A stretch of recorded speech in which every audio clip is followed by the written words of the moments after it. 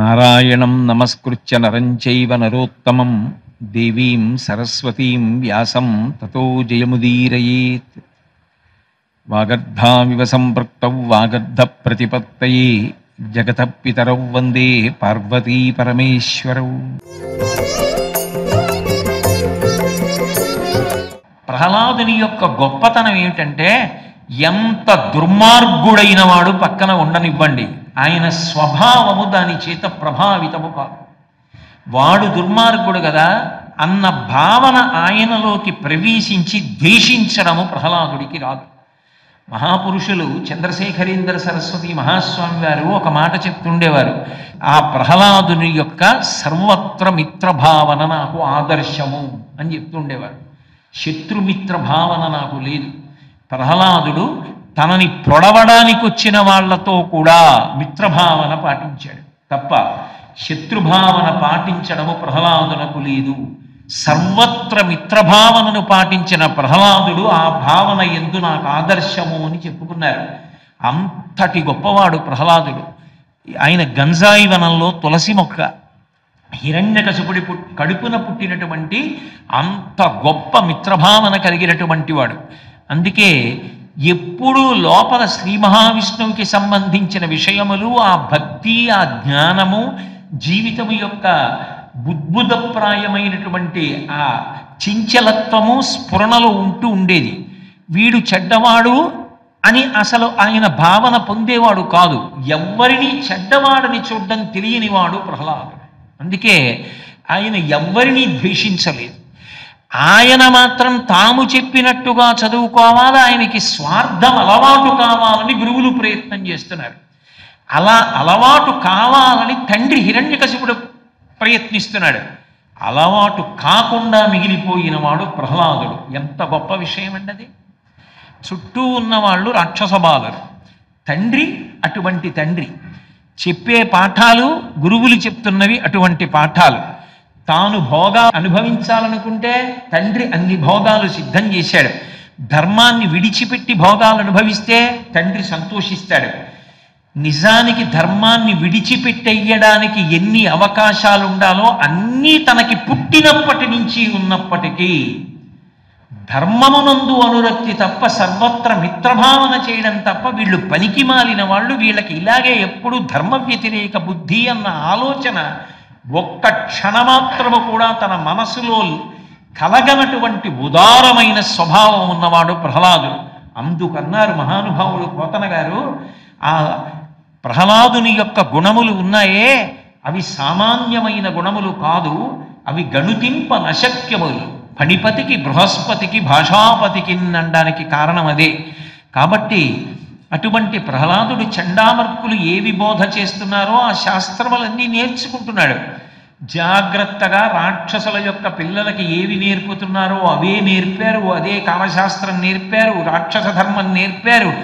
1కి 4 మాటలు పరిశీలించారు. మనం అడిగితే అటువంటి జవాబులే చెప్తున్నాడా? హిరణ్యకశిపుడు సంతోషిస్తాడా ఇప్పుడు పిల్లాడు మాట్లాడితే అని?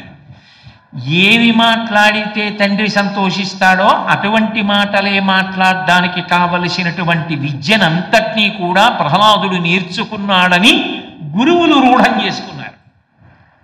గురువులకందని రీతిలో కేవలము భగవంతుని యందు మాత్రమే రమిస్తున్నటువంటి మనసుతో ప్రహ్లాదుడు ఉన్నాడు. గురువులను ద్వేషించాడు, వాళ్ళు చెప్పినది తప్పనడం. ఆఖరికి ఎందుకైనా మంచిదని ముందు హిరణ్యకశపుని యొక్క పట్టమహిషి లీలావతి దగ్గరికి తీసుకెళ్లారు ప్రహ్లాదుడిని. చూడమ్మా, మేము ఎంతో కష్టపడి విద్య నేర్పాం, ఈసారైనా మా గౌరవం నిలబెడతాడనుకుంటున్నాం, ఒకసారి చూడమ్మా ఏం చెప్పామో అంటే మాట్లాడాడు. విన్నది లీలావతి, ఎంతో సంతోషించింది. ఇప్పుడు వాళ్ళకి మనసు చిక్కబట్టుకుంది. పర్వాలేదు, మనం వెళ్ళగలం ధైర్యంగా హిరణ్యకశిపుడి దగ్గరికి అని పిల్లవాడిని తీసుకుని వెళ్ళారు. దగ్గరికి పిలిచాడు. ఎన్నాళ్ళైందిరా నాన్న నిన్ను చూసి. కారణం, స్వతంత్రంగా పిలవకూడదా? పిలిస్తే ఎక్కడ శ్రీ మహావిష్ణువు గురించి మాట్లాడతాడో, ఎక్కడ భగవత్ స్మరణ చేస్తాడో, ఎక్కడ భగవన్నామని చెప్తాడో. ఏమి ఆశ్చర్యం అండి, వేప చెట్టుకి మామిడి పండు కాసినట్టు ఇంతటి రాక్షసుడి కడుపున అంత గొప్ప కుమారుడు జన్మించడం నిజంగా ఎంత ఆశ్చర్యకరమైనటువంటి విశేషం. కాబట్టి ఆ కొడుకుని తొడ మీద కూర్చోబెట్టుకున్నాడు, చిక్కిలి మీద ముద్దాడాడు, మళ్ళీ ఆనంద భాష్పాలు పడ్డాయి, పిల్లవాడి చిక్కిళ్ళు తడిసిపోయాయి, తుడిచాడు. నాన్న బాగా చదువుకుంటున్నావా అన్నాడు. చదువుకుంటున్నాను నాన్నగారు అన్నాడు. నాన్న గురువు గారు ఏం చెప్పారా, నువ్వేం నేర్చుకున్నావురా, నీకు వచ్చినటువంటి విద్య ఏమి అని అడిగాడు. అంటే ఆయన అన్నాడు, ఆయన ఏం అబద్ధం ఆడలేదు. చదివించిరి నను గురువులు చదివితి ధర్మార్థముఖ్య శాస్త్రంబులునే చదివినవి కలవు పెక్కులు చదువులలో మర్మమెల్ల చదివితి తండ్రి అన్నాడు. ఈ గురువులు నాకు చాలా చదివించారు నాన్నగారు. అబ్బో ఎన్నో శాస్త్రాలు చదివించారులేండి. అందులో చండుడు అమర్కుడు వాళ్ళిద్దరూ తర్కశాస్త్రంలో ప్రవీణులు.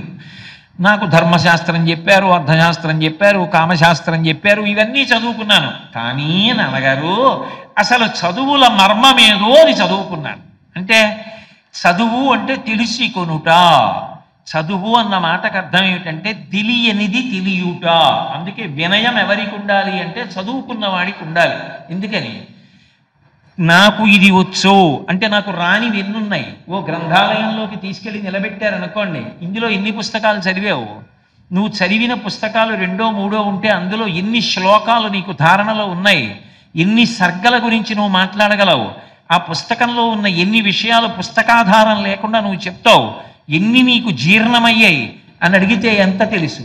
తెలిసిన్నది తక్కువ, తెలిసినది నీటి బొట్టు, తెలియనిది మహాసముద్రం. అందుకే చదువు ఏది ఇస్తుంది అంటే ఉత్తర క్షణం వినయాన్ని ఇస్తుంది. ఎందుకంటే నాకు తెలియనిది చాలా ఉన్నదని తెలుసుకోవడమే విద్య. అందుకే ప్రహ్లాదుడికి వినయం అబ్బింది. నాకు ఇది వచ్చు అని అహంకరించినది సంస్కారము లేని విద్య. విద్య సంస్కారమునివ్వాలి. అందుకే విద్య చేత వినయము, విద్య వలన వినయము రావాలి.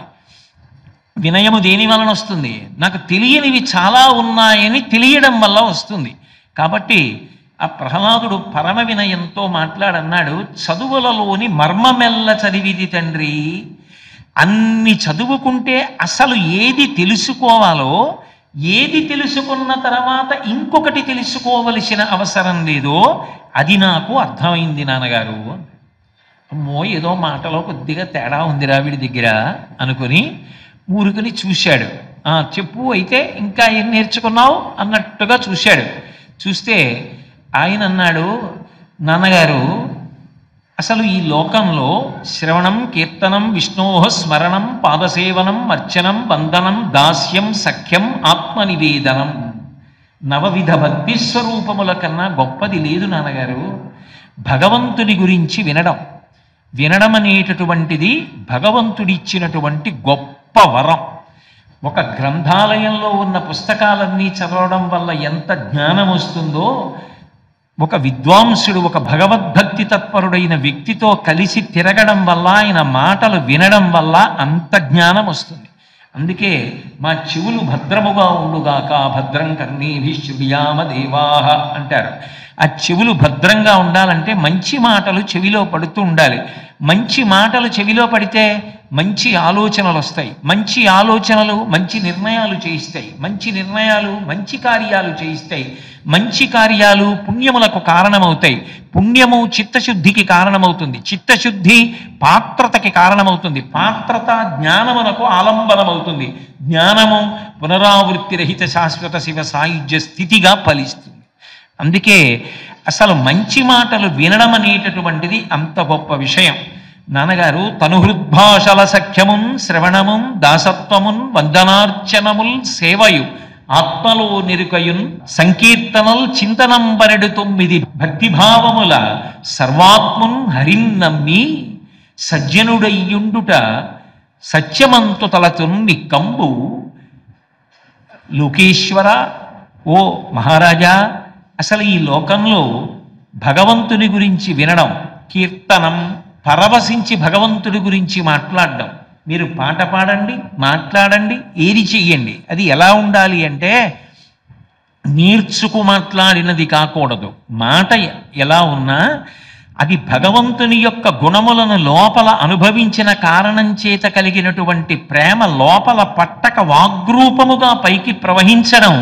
పైనుంచి నీళ్లు పడుతున్నప్పుడు కింద బిందె పెడితే నిండిపోయిన బిందె ఇక నీరు పట్టలేక అంచుల వెంట కారిపోయినట్టు లోపల అనుభవించిన భగవంతుని యొక్క ప్రేమను మాట్లాడవలసి వచ్చినప్పుడు ఇక ఆ ప్రేమ పట్టక వాగ్రూపముగా ప్రవహించాలి. అందుకని కీర్తనల్ అలా కీర్తించగలిగితే తను హృద్భాషల సఖ్యమున్ శ్రవణమున్ సంకీర్తనల్ ఆ భగవంతుడితోటి స్నేహభావం, శ్రవణం కీర్తనం విష్ణోహ స్మరణం, ప్రహ్లాదుడిలా ఏది చేస్తున్నా భగవంతుడు జ్ఞాపకానికి రావడం, పాదసేవనం ఈశ్వరుని యొక్క పాదసేవనమునందు అనురక్తి, వందనం నమస్కారం, అర్చనం పూజ, వందనం దాస్యం, చిట్ట చివర హనుమ పొందినటువంటి స్థితి దాసోహం కోసలేంద్రస్య రామస్య అక్లిష్టకర్మణ హనుమాన్ శత్రుసైన్యానాం నిహంత మారుతాత్మజ రావణ సహస్రం మే యుద్ధే ప్రతిఫలం భవేత్ శిలాభిస్తు ప్రహరత పాదపైశ్చ సహస్రశ అర్దయిత్వా పురీం లంకాం అభివజ్య చ మైథిలీం సమృద్ధార్థో గమిష్యామి విశతాం సర్వరక్షసాం అంటారే. అలా తాను ఏది చేసినా భగవంతుని యొక్క ప్రీతి కొరకు, ఆయన నేను చేసిన పని చేత సంతోషించాలనేటటువంటి దాస్యముగా శ్రవణం కీర్తనం విష్ణోహ స్మరణం పాదసేవనం అర్చనం వందనం దాస్యం సఖ్యం ఆత్మనివేదనం. ఈ 9 భక్తులకు 9 ప్రతినిధులు. శ్రవణం వినడం అనేటటువంటిది ఒక గొప్ప తపస్సు. శృణ్వం తపః, ఒక 2 గంటల పాటు విషయాన్ని వినడం అనేటటువంటిది 2 మోకాళ్ళ మధ్యలో బిందె పెట్టుకుని ఆవు పొదుగు దగ్గర కూర్చున్న వ్యక్తి దూడని వదిలిపెట్టి పాలు చేపునకు వచ్చిన తర్వాత దూడను లాగేస్తే నీళ్లు శిరముల మీద చల్లి కడిగి శిరములను పట్టి లాగుతుంటే ఆ పాల ధార సన్నగా వచ్చి బిందెలో పడుతుంటే 4 శిరములను లాగుతున్నప్పటికీ ఒక్క పాలధార నేలపాలు కాకుండా బిందెలో పడేటట్టుగా పితికినట్టు అవతల వారు మాట్లాడుతున్నప్పుడు ఒక్క మాట జారిపోకుండా చెవులు దొప్పలు చేసుకొని వినగలిగినటువంటి ప్రజ్ఞ శ్రవణం. ఆ శ్రవణము అంత గొప్పదైనప్పుడు దాని చేత తరించిపోతాడు ప్రహ్లాద్ మహానుభావుడు. పరీక్షిత్తు తరించిపోలా.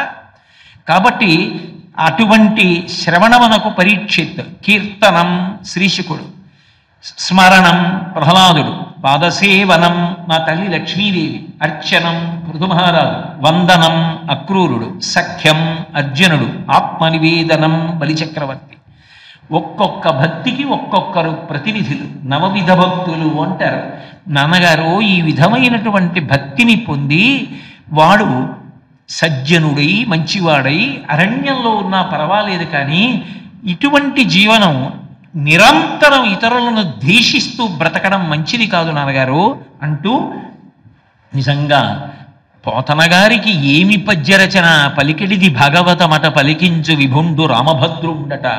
అంధేందూదయముల్ మహాభగిర శంకారావముల్ మూక సద్గ్రంథాఖ్యాపనముల్ నపుంసక వధూకాంక్షల్ కృతఘ్నావళీ బంధుత్వంబులు భస్మ హవ్యములు లుబ్ధద్రవ్యముల్ క్రోడ సద్గంధంబుల్ హరిభక్తి వర్జితుల వృధారిక్త సంసారముల్ అన్నాడు. నాన్నగారు చాలా గొప్పగా బ్రతికేస్తున్నాను, లోకాలన్నింటినీ బాధ పెట్టి నేను సంతోషంగా ఉన్నాను కదా అనుకుంటున్నారు, కానీ అది బ్రతుకు కాదు. అంధేందూదయముల్, గొప్ప పౌర్ణమి నాడు వెన్నెల ప్రకాశిస్తుంటే కళ్ళు లేని వాడిని తీసుకెళ్ళి అక్కడ నించోపెట్టి చూడరా పౌర్ణమి చంద్రుణ్ణి అంటే ఏం చూస్తాడు నాన్నగారు? చూడగలడా? మహాభగిర శంకారావముల్, పుట్టుకతో చెవుడుండి ఏమీ వినపడిన వాడి దగ్గరికి వెళ్ళి శంఖం ఊది వినమంటే వినగలడా? పుట్టుకతో మూగవాణ్ణి మంచి కావ్యం చదివించి దాని మీద మాట్లాడమంటే మాట్లాడగలడా? నపుంసక వధూకాంక్షల్ కృతఘ్నావళీ బంధుత్వంబులు, కృతఘ్నులై చేసిన ఉపకారం మరిచిపోయేవాడితో బంధుత్వం ఉంటే మాత్రం వాడు మళ్ళీ తిరిగి ఉపకారం చేస్తాడా? భస్మహవ్యములు, అగ్నిహోత్రమంతా నిధనమైపోయిన తర్వాత హోమగుండంలో స్వాహ అంటూ హవ్యం ఇస్తే మాత్రం అది దేవతలకు అందుతుందా? భస్మహవ్యములు లుబ్ధద్రవ్యములు, ఒకరికి నయా పైసా కూడా పెట్టకుండా తన చిట్ట చివరికి తన జ్వరాన్ని కూడా పక్కవాడికి అప్పివ్వని వాడు ఎవరుంటాడో వాడి దగ్గర ఎంత డబ్బు ఉంటే మాత్రం ఉపకారం ఏముంది నాన్నగారు? లుబ్ధద్రవ్యముల్ క్రోడ సద్గంధంబుల్, పంది దగ్గరికి తీసుకెళ్ళి పన్నీరు వాసన చేస్తే వాసన చూపిస్తే ఉపయోగం ఉంటుందా? మీరు ఎన్ని అంతఃపురాలు కట్టాననండి, ఎన్ని రాజ్యాలు గెలిచాననండి, ఎన్ని లోకాలు పరిపాలిస్తున్నాననండి, ఎంత దేవేంద్రుణ్ణి గెలిచాననండి, భగవంతుని వెందు భక్తి లేని బ్రతుకు బ్రతుకే కాదు నాన్నగారు అన్నాడు. అని ఆయన ఏం భయపడలేదు. అందుకే భక్తి మనిషికి ధైర్యాన్ని ఇస్తుంది. వాడిని నమ్మి ఉండగా నాకేం లోటన్న ధైర్యం ఉంటుంది. కమలాక్షునర్చించు కరములు కరములు శ్రీనాథు వర్ణించు జిహ్మ జిహ్మ సురరక్షకుని చూచు చుట్కులు చుట్కులు శేషసాయికి మృక్కు శిరము శిరము విష్ణునాకర్ణించు వీనులు వీనులు మధువైరిద విలిన మనము మనము భగవంతు వలగును పదములు పదములు పురుషోత్తముని మీది బుద్ధి బుద్ధి దేవదేవుని చింతించు దినము దినము చక్రహస్తుని ప్రకటించు చదువు చదువు కుంభినీదవు చెప్పిడి గురుడు గురుడు తండ్రి హరిజేరుమని ఎడి తండ్రి తండ్రి అన్నాడు. అసలు నిజంగా ఈ మాటకి స్పృహ తప్పి పడిపోవద్దు సింహాసనం నుంచి. కమలాక్షునర్చించు కరములు కరములు. మహానుభావుడు ఈ లోకాలన్నిటినీ సృష్టించాడే, ఇన్ని ప్రాణులను సృష్టించాడే, సప్త ధాతువులతో ఈ శరీరాన్ని నిర్మించాడే. కొంచెం చర్మం పక్కకి రేగితే నిత్తురు మాంసం కనపడితే ఈగలు వాలి పీకేస్తాయే, కనపడకుండా ఇలా ఉంచాడే. ఒకే వేగంతో ఊపిరి తీయించి విడిచిపెట్టిస్తున్నాడే. ఒక్క వేగంతో రక్తం తిరిగేటట్టుగా చేస్తున్నాడే. మెదడు దగ్గర నుంచి పాదాల వరకు రక్తాన్ని కలుపుతున్నాడే. రాత్రి నేను నిద్రపోయినా తిన్నది జీర్ణం చేస్తున్నాడే. నాతో ఊపిరి తీయిస్తున్నాడే. ఇన్ని చేయించిన భగవంతుడి పట్ల కృతజ్ఞత లేని బ్రతుకొక బ్రతుక. చిన్న ఉపకారం చేసిన వాడు కనపడితే 2 చేతులు పట్టుకుని పిసికేసి 10 మాటలు ఊపేసి కృతజ్ఞత చెప్తావు కదా. ఇన్ని ఉపకారములు నిరంతరము చేస్తున్న భగవంతుని యందు కృతజ్ఞతాభావం లేకుండా బ్రతికిన బ్రతుకు బ్రతుక నాన్నగారు. అటువంటి కమలాక్షునర్చించు కరములు కరములు. ఆ కృతజ్ఞతావిష్కారమే పూజ. ఈశ్వర, ఇన్ని ఉపకారములు మాకు చేశారు. కళ్ళిచ్చారు, చూస్తున్నాం. చెవిలిచ్చారు, వింటున్నాం. ముక్కిచ్చారు, వాసన చూస్తున్నాం. నాలుగిచ్చారు, రుచులు తింటున్నాం. చర్మం ఇచ్చారు, స్పర్శ సుఖం అనుభవిస్తున్నాం. ఇన్ని ఉపకారాలు మీరు చేశారు. ఇన్ని ఉపకారములకు మేము ప్రత్యుపకారం ఏం చెయ్యగలం అన్న ఆర్తితో చేతితో తీసివేసిన ఒక్క అక్షత ఈశ్వరుడు పొంగిపోతాడు. కమలాక్షునర్చించు కరములు కరములు శ్రీనాథు వర్ణించు జిహ్మ జిహ్మ. డొక్క నిప్పెట్టినా అబ్బా, ఆయన నాకు రోజుకి 22 గంటలు మహోపకారం చేస్తున్నాడు. 2 గంటలు ఆయన కీర్తనమునందు నా శరీరము సొక్కిపోతే నా జీవితానికి అంతకన్నా భాగ్యం లేదని మాట్లాడినదేదో, అలా పాడినదేదో అది సంకీర్తనము. కాబట్టి కమలాక్షునర్చించు కరములు కరములు శ్రీనాథు వర్ణించు జిహ్మ జిహ్మ సురరక్షకుని చూచు చుట్కులు చుట్కులు. మనకందరికీ ఫలితాలనిచ్చేటటువంటి దేవతలని కూడా చల్లగా చూసేటటువంటి వాడు.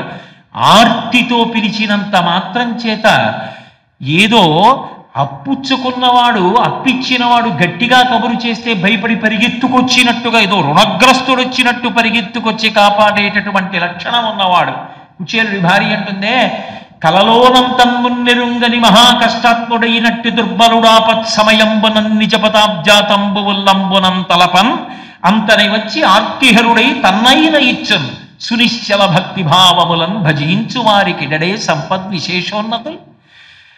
కలలో కూడా భగవంతుడి పేరెత్తనటువంటి వాడు కూడా ఆర్తితో పిలిచినంత మాత్రం చేత తనను తాను మరిచిపోయి పరిగెత్తుకొచ్చి ఉపకారం చేసేటటువంటి అలవాటు ఉన్న పరాత్పరుడు నిరంతరము ఆయన యందు కృతజ్ఞతాభావంతో బ్రతికేటటువంటి వాడు వెంట తాను పరిగెత్తి కాపాడడం ఎందుకు అసాధారణమైన విషయం అవుతుంది. కాబట్టి ఆ భావనతో ఆయనని చూసి సంతోషించే చూపులున్నాయే పొంగంటారు. అందుకు అన్నమాచార్యుల వారు అన్నాడు, గులి తిరిగిన దొంగ గూ గూ గూ వాడు గుడిలోనే దాగేనే గూ గూ గూ అన్నాడు. మనకి తెలియకుండా చేస్తే దొంగ. నేను నా గడియారం తీసుకెళ్ళి అక్కడ పెడితే ఎవరో నాకు తెలియకుండా పట్టుకుపోతే ఎవరు పట్టుకుపోయారంటాను, పేరు పెట్టి చెప్పని ఎవడో దొంగ పట్టుకుపోయాడండి అంటారు. ఆయన నాకు ఎన్ని ఉపకారాలు చేస్తున్నాడు. రాత్రి నిద్రపోతే ఊపిరి తీసింది నేనా? ఆయన ఆపాలనుకుంటే 1,000,000 మంది వైద్యులు కూడి వచ్చినా కానీ మరణమయ్యడి వ్యాధి మాన్పలేరు. ఆయన ఆగాలి అంటే ఆగిపోతుంది. ఆయన ఊపిరి తీస్తున్నాడు, ఆయన జీర్ణం చేయిస్తున్నాడు, ఈ శరీరం పెరిగేటట్టు చేస్తున్నాడు. ఇక్కడ జుట్టు పెరిగినట్టుగా రెప్పల మీద జుట్టు కూడా పెరుగుతుందంటే నా బతుకేమైపోవాలి? కనురెప్పల మీద జుట్టు పెరిగి బరువై కనురెప్పలు పడిపోతే ఇవి పెరగకుండా ఆపాడు, ఇది పెరిగేట్టు చేసి మస్తిష్కాన్ని కాపాడుతున్నాడు. గోళ్ళు పెరిగేటట్టు చేస్తున్నాడు, తీసేస్తే బాధ లేకుండా చేస్తున్నాడు. వయసుని బట్టి దంతములు ఊడిపోతే జీర్ణం చేసుకోవడానికి ఆవు పాలు లాంటివి తాగేవి, నాకేవి, జుర్రుకునేవి ఇచ్చాడు. ఒకటా రెండా ఆయన ఉపకారాలు? అన్ని ఉపకారాలు చేసినటువంటి భగవంతుడితో నీకు అనుబంధం లేకుండా అన్ని నా అంతవాణ్ణి నేనే అంటే ఇంకంతకన్నా అన్యాయమైన విషయం ఉంటుందా నాన్న? ఆ కృతజ్ఞత నీకు ఎందుకు కలగదు అసలు? నువ్వు ఎవరి గురించి తపస్సు చేశావు? బ్రహ్మగారి గురించి చేశావు. ఆయనే కదా నీకు వరాలు ఇచ్చింది. ఇంత అహంకారం నీకు ఎందుకుంది నాన్న? కొడుకు అడుగుతున్నాడు తండ్రిని, తండ్రికి అర్థం కావట్లేదు. ఎంత విచిత్రం! ఇంతకన్నా రాక్షసత్వం ఏముంటుంది? అదే రాక్షసత్వం అంటే. అంత మౌఢ్యమే రాక్షసత్వం. చెప్పవలసిన మాట చెప్పవలసిన వాడు చెబుతున్నప్పుడు పట్టుకోవలసిన ప్రజ్ఞ కోల్పోతే మనసుని రాక్షసత్వం అవహించిందని గుర్తు. ఎందుకంటుంది సీతమ్మ సుందరకాండలో, ఇహ సంతో నవాసంతి సతోవా అనువర్తసే తథాహి విపరీతాతే బుద్ధిరాచారవర్జిత అంది. ఇక్కడ చెప్పేవాళ్ళు లేడా? చెప్పినా నువ్వు వినవా? విన్నా ఆచరించవా అని అడిగింది. వినడం అంత గొప్పది. సులభాః పురుషా రాజన్ సతతం ప్రియవాదినః అప్రియస్యతు పథ్యస్య వక్త శ్రోతాచ దుర్లభ. అరణ్యకాండలో మారీచుడు అంటాడు, లోకంలో ఇతరుల సంతోషం కోసం వాడు పాడైపోయినా బాగుందండి మీరు మంచి పని చేశారనే వాళ్ళు చాలామంది దొరుకుతారు.